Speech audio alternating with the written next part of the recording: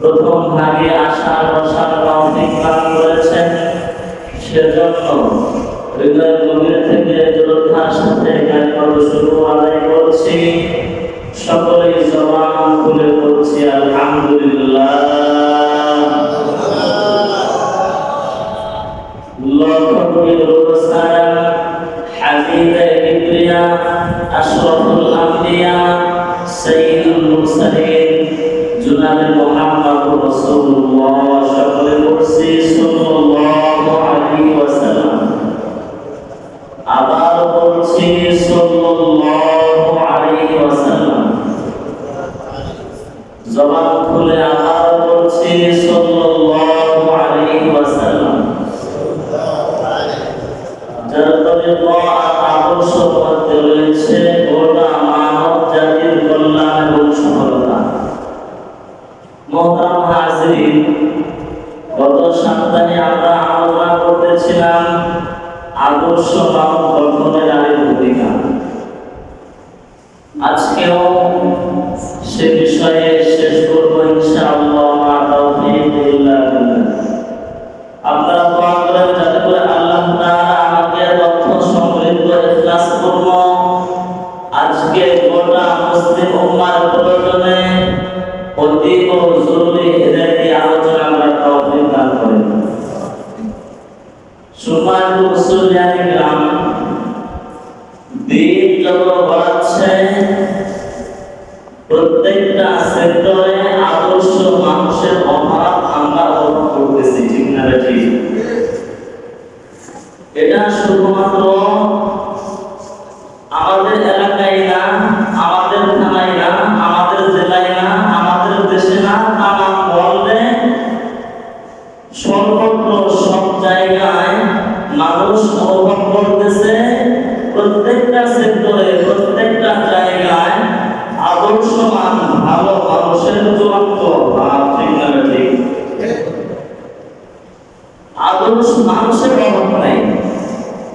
কারণ একটা সময় একটা গ্রামে যে পরিমাণ মানুষ ছিল, এখন একটা পাড়া একটা মহল্লাতে তার চেয়ে কয়েক গুণ বেশি মানুষ, ঠিক না ঠিক? এই কারণেই দেখবেন সকাল বলেন, দুপুর বলেন, বিকাল বলেন, রাস্তার মোড়ে শত শত যুবক ঘুরে, ঠিক না ঠিক? বোঝা গেল মানুষের কোনো অভাব নাই, কিন্তু আদর্শবান মানুষের বড় অভাব। এখন আদর্শ মানুষের বড় অভাব, এটা যদি আমি আমার জায়গা থেকে দেখি তো আদর্শবান ইমাম খতিবের বড় অভাব, আদর্শবান বিচারের বড় অভাব, আদর্শবান নেতার বড় অভাব। আমাদের দেশে দেখবেন মাশাআল্লাহ অনেক নেতা আছে না নাই? রাস্তায় চলতে গেলে নেতা তো এক পরিমাণ বেড়ে গিয়েছে। রাস্তায় চলতে গেলে ডানে বামে উপরে নেতাদের ছবির কারণে একটা সময় ছিল রাস্তার বিভিন্ন জায়গায় চিত্র তারকা নায়িকাদের গায়ক গায়িকাদের ছবি টানানো থাকতো, ঠিক না ঠিক? তো এখন নেতাদের ছবির কারণে গায়ক গায়িকা চিত্র তারকা নায়ক নায়িকা তাদের ছবি আর সেভাবে দেখা যায় না। কিন্তু তারা একটা পলিসি করছে। কি পলিসি? যেহেতু তাদের ছবি বিভিন্ন জায়গায় রাখার সুযোগ নাই নেতাদের ছবির কারণে, এজন্য আগে কাপড় ওয়ালা ছবি দিত, এখন কাপড় ছাড়া দেয়, ঠিক না ঠিক? আল্লাহ নাম করে। তো আদর্শবান নেতার কোনো অভাব, নেতার কোনো অভাব নাই, কিন্তু আদর্শবান নেতার কোনো অভাব। এজন্যই তো বাংলাদেশের কোনো দলের কর্মী থেকে নেতায় বেশি আছে না নাই?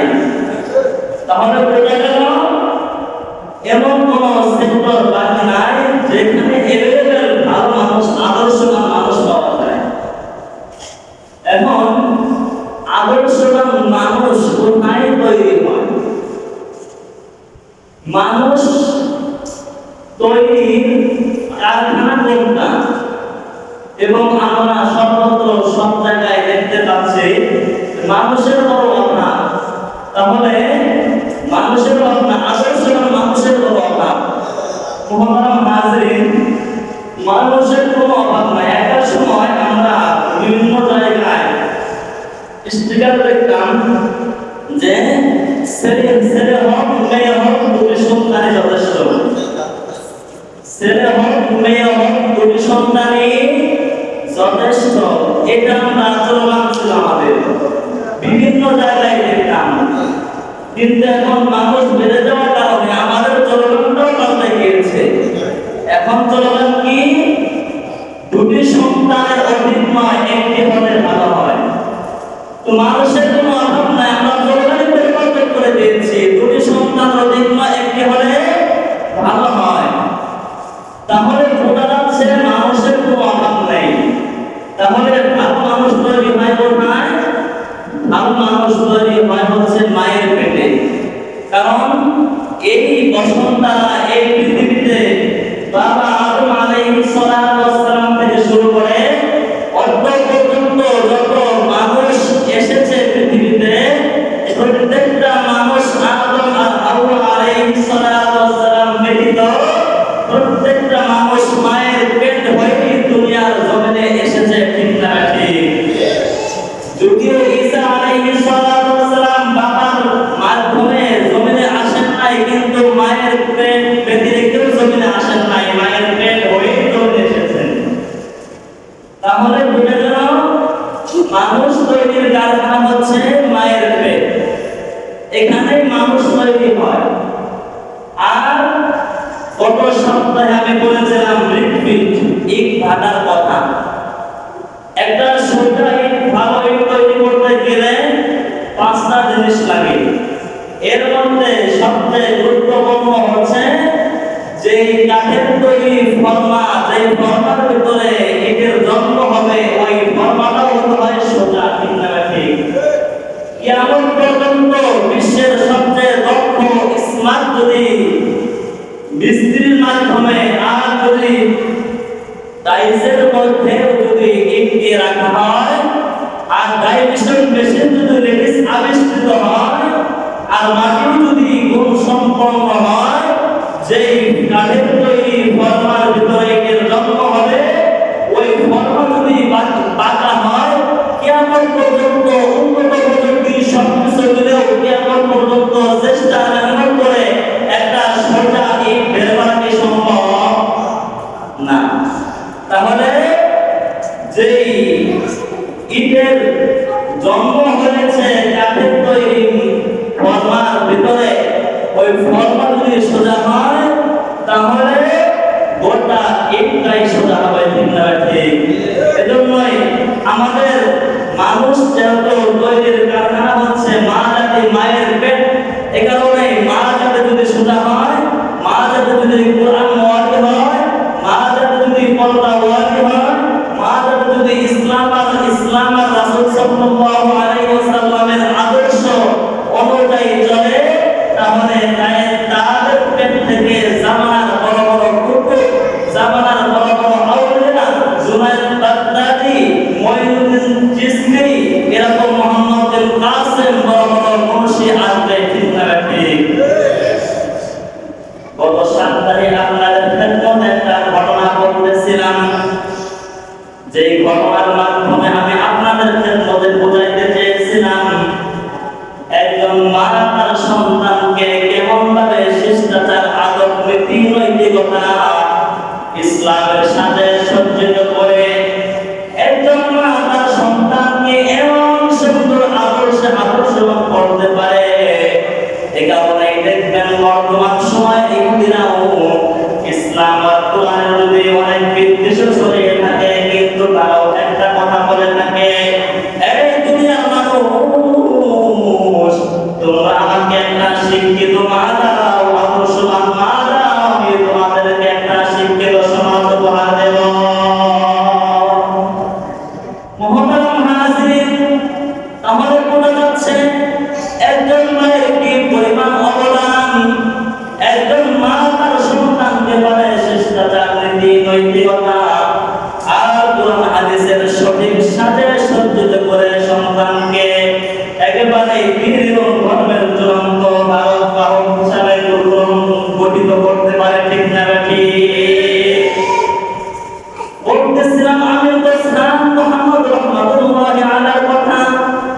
যিনি শামের সময়ে আফগানিস্তানের অতীতকালে প্রেসিডেন্ট ছিলেন, তার গোপন বলে গোয়েন্দা ডিপার্টমেন্টের পক্ষ থেকে রিপোর্ট করা হলো, বাদশা জাহাপনা একটা চূড়ান্ত সিদ্ধান্ত হয়েছে। আমরা জানতে পেরেছি বাহিরের কয়েকটি রাষ্ট্র মিলে আফগানিস্তানকে দখল করতে চায়। এমন অবস্থায় আমির দোস্ত মোহাম্মদ খান রহমতুল্লাহি আলাইহি কর্তব্য বিমূঢ় হয়ে গেলেন। একটা দেশের সাথে তো ফাইট করে পেরে ওঠা অনেক চ্যালেঞ্জের ব্যাপার। কয়েকটা দেশ ঐক্যবদ্ধ হয়ে আফগানিস্তানের দিকে যদি আক্রমণ শুরু করে, তাহলে তো আমাদের আর কোনো রক্ষার কোনো রাস্তা নাই। তাহলে এই সময় তাদের হাত থেকে বাঁচার জন্য, দেশটাকে সেভ করার জন্য যে সেনাবাহিনীদেরকে আমি পাঠাবো, এর মেন কমান্ডার করে আমি যাকে পাঠাবো, এমন একজন লোককে পাঠাতে হবে যে লোকটা তাদের সাথে আঘাত করে মির্জা ফরিয়াদ গাদ্দারি করবে না। ঠিক না বেঠিক? ইতিহাস থেকে শিক্ষা নিতে হয়। আমাদের সামনে অনেক ইতিহাস রয়েছে।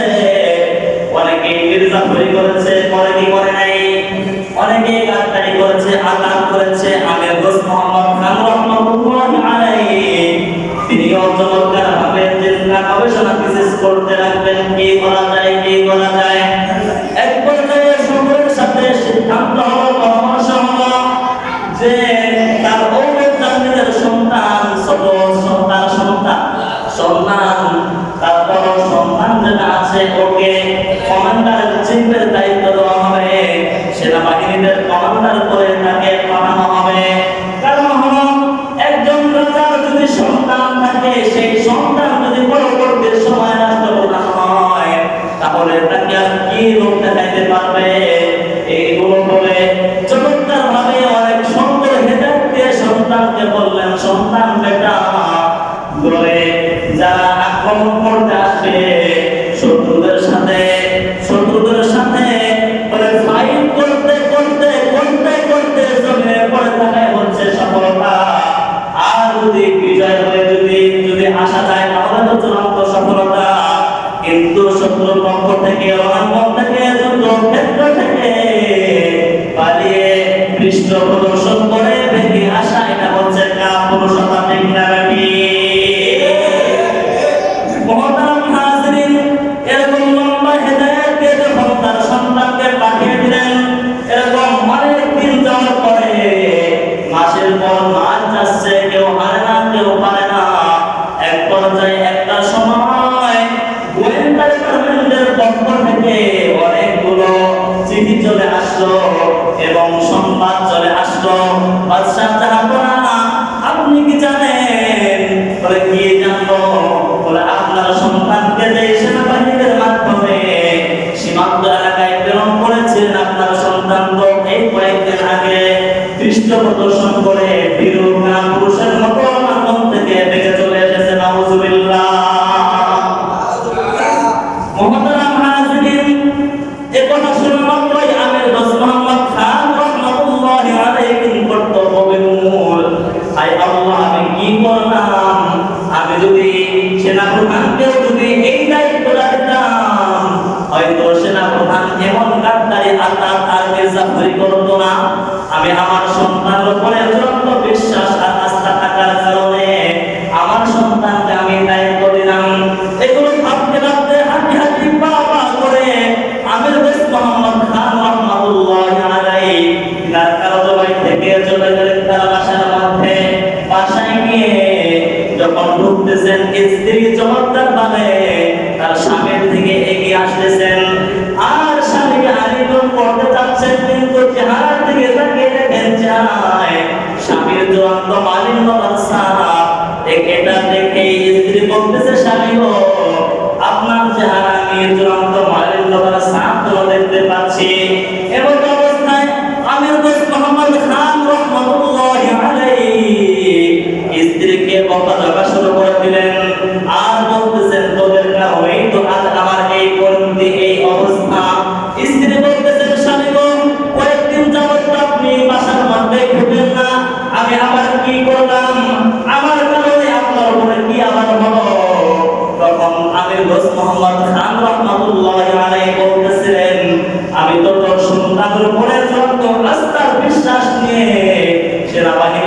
এবার সন্তানের মাধ্যমে সীমান্ত এলাকায় প্রেরণ করেছিলাম, যুদ্ধ ক্ষেত্রে প্রেরণ করেছিলাম। আজকে যে রিপোর্ট এসেছে, তোর সন্তান নাকি বিরোধা পুরুষের মতো পৃষ্ঠ প্রদর্শন করে সেখান থেকে বেরিয়ে চলে এসেছে। যে কথা শোনা মাত্রই আমির দোস্ত মোহাম্মদ খান রহমাতুল্লাহ আলাইহির স্ত্রী বলতেছেন, কাল্লা লা ইউমকিন, কখনো এটা হতে পারে না। যদি আসমানের ফেরেশতাও আমার সন্তান সম্পর্কে রিপোর্ট করে আপনার সন্তান বিরোধা পুরুষের মতো মধ্যে থেকে বেরিয়ে চলে এসেছে, তারপরও আমি বিশ্বাস করব না। মহতরম হাজরিন, এটা কেমন না একটু খুব ভালো করে বুঝবেন। শুধু শোনার জন্যই করা নয়, বোঝার জন্য, অনুধাবন করার জন্য, হৃদয়ঙ্গম করার জন্য বলা হচ্ছে।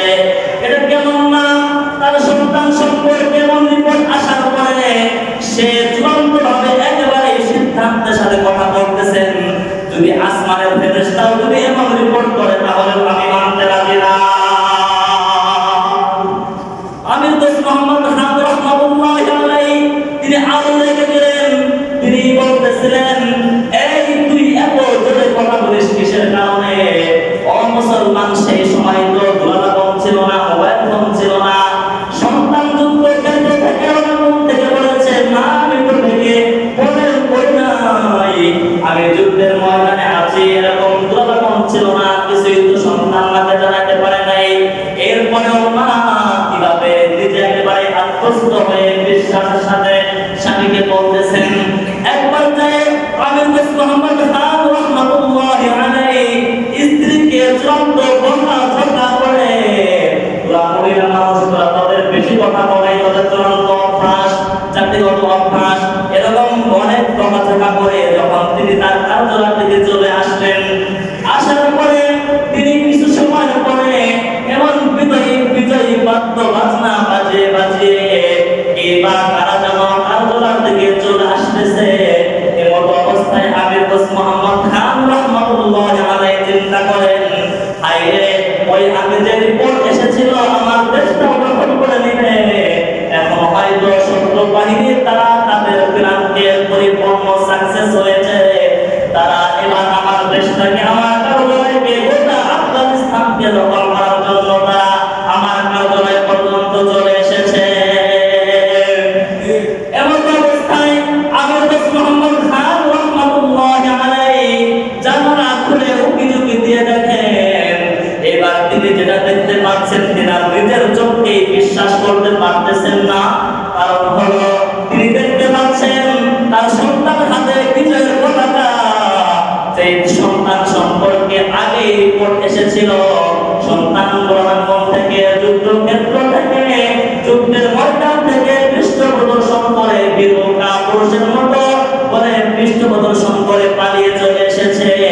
এখন যখন তার সন্তানের হাতের মধ্যে বিজয়ের পতাকা দিচ্ছে, এমন অবস্থায় তার সন্তানের সেই বিজয়ের পতাকা দেখে তার চোখকে তিনি বিশ্বাস করতে পারতেছেন না। মুহতারাম হাজরিন, এইবার যখন বিজয় কাফেলা হাঁটি পা করে কার্যালয় পর্যন্ত চলে এসেছে, আমির দোস্ত মোহাম্মদ খান রহমাতুল্লাহ আলাইহি তিনি প্রেসিডেন্ট হিসাবে তার দায়িত্ব হলো ওই কাফেলাকে উন্নত মানের অভ্যর্থনা আর ওয়েলকাম স্বাগত জানানো। কিন্তু তাদেরকে বললেন, তোমরা একটু ইন্তজার করো, অপেক্ষা করো, আমি একটু বাজার থেকে ঘুরে আসি। এমন অবস্থায় আমির দোস্ত মোহাম্মদ খান রহমাতুল্লাহ আলাইহি তিনি বাসার মধ্যে গেলেন এবং স্ত্রীকে স্ত্রী বলে চমৎকার ভাবে বলে ডাকতে শুরু করলেন। স্ত্রী ঘর থেকে বেরিয়ে এসে বলতেছেন, স্বামী গো, এই তো কয়েকদিন পূর্বে আপনি ঘরের মধ্যে ঢুকলেন আর আমাকে উপর চুপুরি বকাঝকা করে গেলেন, আজকে আপনার দিনের মধ্যে কিছু আনন্দের জোয়ার, আপনি আমাকে এত চমৎকার ভাবে মায়াবী কণ্ঠে ডাকতেছেন। এমন অবস্থায় আমির দোস্ত মোহাম্মদ খান রহমাতুল্লাহ আলাইহি স্ত্রীকে বলে, স্ত্রী রে, আর দেরি করবি না, দেরি করিস না, তাড়াতাড়ি আয়, তাড়াতাড়ি আয়। স্ত্রীর কপালের মধ্যে চোখে আইগুলো করে আর আমির দোস্ত মোহাম্মদ খান রহমাতুল্লাহ আলাইহি বলতেছেন, স্ত্রী রে,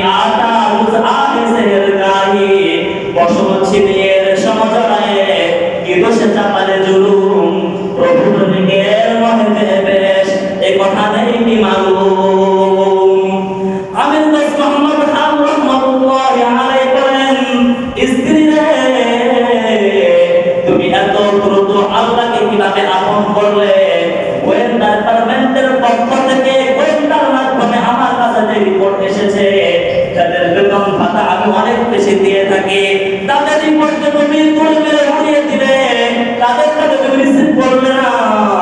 আজকে তো দেখতেছি তোমারটাই আমার কাছে একেবারে সত্যি সত্যি বাস্তব পরিণত হয়ে গেল। তোমার কথাটাই সত্যি হলো। তোমার সন্তান তো বিদ্রোহী পুরুষের মতো মানব থেকে বেগে চলে আসে নাই। তোমার সন্তান তো বিজয়ের বেশে বিজয়ী পতাকা নিয়ে এসেছে। মুহতারাম হাজিরিন, এবার আমির দোস্ত মোহাম্মদ খান রাহমাতুল্লাহি আলাইহি বলেন, স্ত্রীরে আর তুমি পারবে না তোমার অবস্থাকে গঠন করতে, আমি বুঝতে পেরেছি। তুমি রাজপ্রাসাদের মধ্যে থেকেও এত দ্রুত আল্লাহকে কিভাবে আপন করে নিয়েছো। স্ত্রী যখন বলতেছেন, না গো স্বামী, না না, রাজপ্রাসাদের মধ্যে থেকে আল্লাহকে আপন করা যায় না।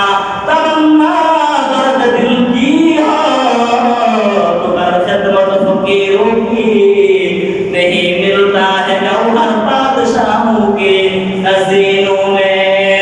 तमन्ना दर्द दिल की हो तुम्हार खिदमत फकीरों की नहीं मिलता है गौहर बादशाहों के खज़ीनों में।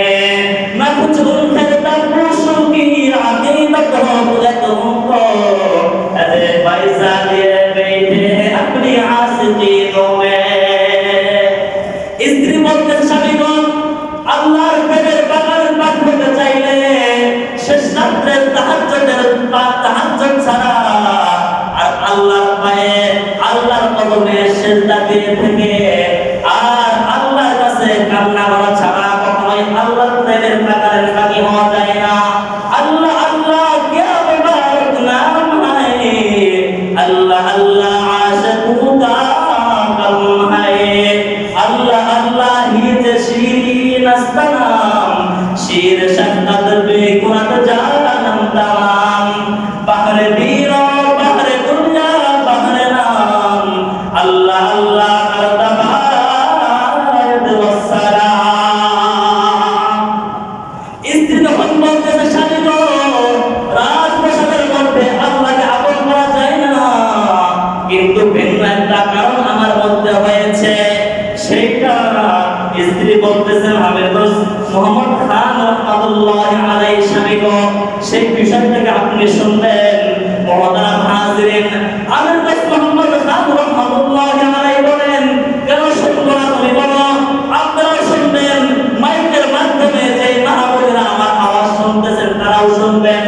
আমির দোস্ত মোহাম্মদ খান রাহমাতুল্লাহি আলাইহি স্ত্রী বলতেছেন, স্বামী গো, আপনার গোয়েন্দার রিপোর্ট যদি আসতো আমার সন্তান রণাঙ্গনে বীরতা পুরুষের মতো পৃষ্ঠপ্রদর্শন করে ফিরে এসেছে, এটা যদি না বলতো, তারা যদি এই রিপোর্ট বলতো আমার সন্তান ওই বলে রণক্ষেত্রে টুকরো টুকরো হয়ে পড়ে রয়েছে, আমি এটা বিশ্বাস করতাম। কিন্তু আপনার গোয়েন্দার যে রিপোর্ট সেটা বলছে আমার সন্তান সেখান থেকে বেগে চলে এসেছে, আমার সন্তান তো কোশ্চেন কালেও থেকে আসতে পারে না।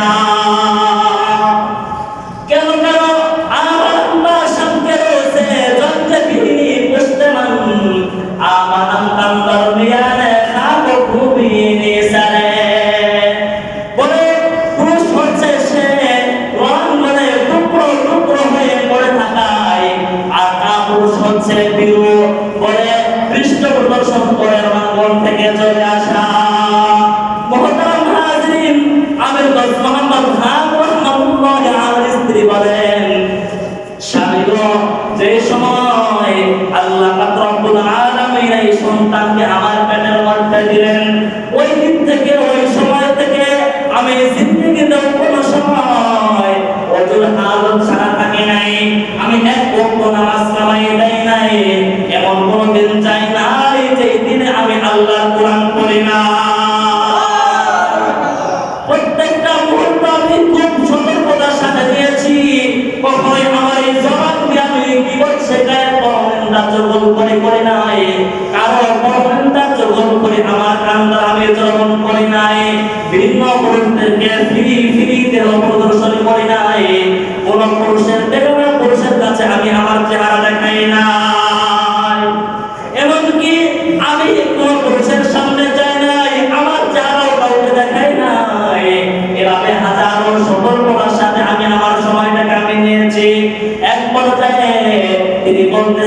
স্বামী গো, প্রতিদিন আল্লাহর কোরআন আমি তিলাওয়াত করেছি। আমি তো কোনো মাদার নাটক করি নাই, আমি চিত্র নায়িকা তাদের সিনেমা আমি দেখি নাই, ইন্ডিয়ান সিরিয়াল আরো যত যা যা আছে আমি এগুলো দেখি নাই। আমি তো বলেছি আল্লাহর কোরআন আর খালিদ বিন ওয়ালিদ জামানার শ্রেষ্ঠ সাইফুল্লাহ তাদের ইতিহাস, ওমর ইবনুল খাত্তাব রাদিয়াল্লাহু তাআলা আনহুর ইতিহাস, এভাবে আমি আমার সময়গুলো কাটিয়েছি। ও স্বামী, আপনি অবাক হবেন যে মুহূর্তে আল্লাহ পাক রব্বুল আলামিন আমার সন্তানকে আমার জমিনে দিয়েছে, আমার কোলে দিয়েছে, ওই মুহূর্তে আমি আমার সন্তান যতই কান্না করুক, আমার সন্তানকে ততক্ষণ পর্যন্ত আমার স্তন মুখে দেই নাই যতক্ষণ পর্যন্ত আমি পরিপূর্ণ পবিত্র না হয়েছি। মুহতারাম হাজিরিন, এই মা এভাবে সতর্কতার সাথে তিনি আরো বলেন, আমি কোনো সম্পর্কিত খাবার খাই নাই, সুদ ঘুষ চুরি ডাকাতি এরকম উল্টা পাল্টা কোনো খাবার আমি খাই নাই। আমি তো প্রত্যেকটা মুহূর্ত খুব সুন্দর ভাবে নিয়েছি। এরকম হাজারো সতর্কতার মধ্যে দিয়ে আমার সন্তান যখন হাঁটি হাঁটি পা পা করে যখন বড় হয়েছে, কোরআন হাদিসের ইসলামের সঠিক সাথে আমি আমার সন্তানকে সজ্জিত করেছি। এ কারণে যখন গোয়েন্দা ডিপার্টমেন্টের পক্ষ থেকে যখন রিপোর্ট চলে এসেছে আমার সন্তান বিরোধা পুরুষের মতো থেকে আসছে, আমি তো আমার সন্তানকে এই শিক্ষা, নীতি, নৈতিকার আর অন্যদের আদর্শ আমি এই শিক্ষা দিয়েছি। আমার সন্তান জিন্দেগিতেও কিন্তু তা পুরুষের মতো অঙ্গন থেকে পৃষ্ঠ প্রদর্শন করে ঘুরে আসতে পারে না। ও মা, তাহলে এই মা কেমন মা ছিলেন, যেই মায়ের কাছে দুর্নীতি ছিল না, দুরাবল ছিল না, সন্তান ওখান থেকে রিপোর্ট করেছে, মা আমি তো ভেঙে যাই নাই, গোয়েন্দাদের রিপোর্টটাই মিথ্যে, আমি এখানে অবিচল আছি, এই রিপোর্ট তো সন্তান তার মায়ের কাছে করে নাই। কিন্তু মা কেমন মা ছিলেন, যে মা অনেক দূরে থাকার পরেও সন্তান সম্পর্কে 100% অবাক হাতের নিরাপত্তার সাথে চূড়ান্ত ভাবে তিনি বিশ্বাসের সাথে বলতেছেন আমার সন্তান জিন্দেগিতেও ভীতু কাপুরুষের মতো আমার মন থেকে আসতে পারে না। মহতারাম হাজিরিন, তাহলে